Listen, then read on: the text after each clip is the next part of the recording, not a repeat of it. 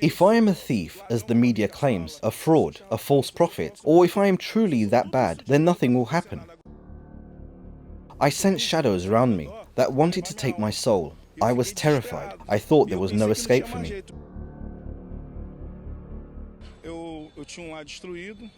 I came from a broken home, went to the streets in search of something to fill the emptiness of my soul. This constant pain haunted me. To escape it, I sought comfort in drugs and partying. Eventually, I was invited to become an MC for a criminal faction in Rio de Janeiro. I wrote a funk lyric that became a hit on the music charts.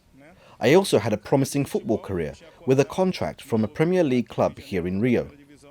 However, I had to terminate the contract because of the type of music I was producing. Those who sing lyrics glorifying drug culture know what it's like. I don't want to generalize, as it doesn't happen to everyone, but for those who live the life I did, eventually gets involved in the crime scene. You begin holding a gun here, a rifle there, maybe even delivering drugs. Before you know it, you find yourself entangled in it. The lure of easy money is a trap that many falls into. At first, everything seemed fine. I went to parties and had the time of my life. I was well known, surrounded by women, involved in prostitution, and had plenty of money. But over time, an unfillable void grew within me, so deep that I began to contemplate death. I did not end my life, because I had been evangelized before.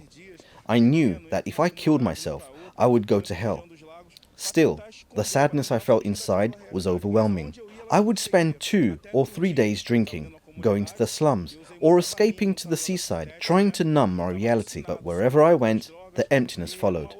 One day, in a slum, I took a large number of synthetic pills and was incredibly high on drugs. It was 8 AM, and although I couldn't see demons, I felt shadows around me as if they were coming for my soul, and I was gripped with terror. I thought I had no way out. But then a voice echoed in my mind, reminding me of someone who had evangelized me before. The voice said, "It doesn't matter what you've done or what your past holds. Jesus accepts you. That's what truly matters. All you need to do is call out to him." I clung to those comforting words. Right here, in the middle of the party, at 8 in the morning, I looked up to the sky and said, "My God, if you take me away from here, I'll give up drugs, dealing, prostitution, everything. I will dedicate my life to serving you." Just as I finished saying that, someone came over and offered to take me home. And from that moment, the transformation began because I made a decision.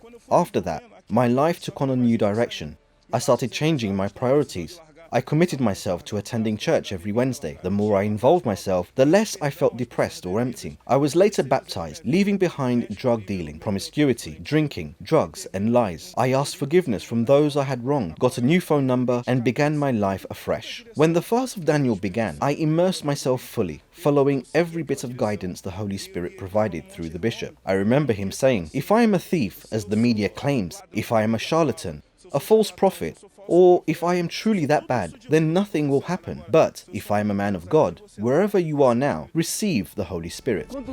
When we raise our hands, may your Spirit descend upon us like waterfalls, like heavenly torrents. For if nothing happens, then it will be proven that I am a charlatan, a liar, a thief, that I am everything the world says of me.